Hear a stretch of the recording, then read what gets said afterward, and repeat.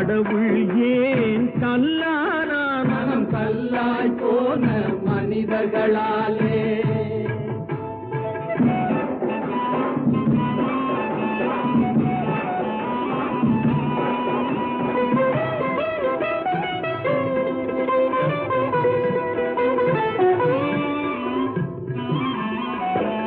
சதிச்செயல் செய்தவன் புத்திசாலி, அதை சகித்துக் கொண்டிருந்தவன் குற்றவாளி.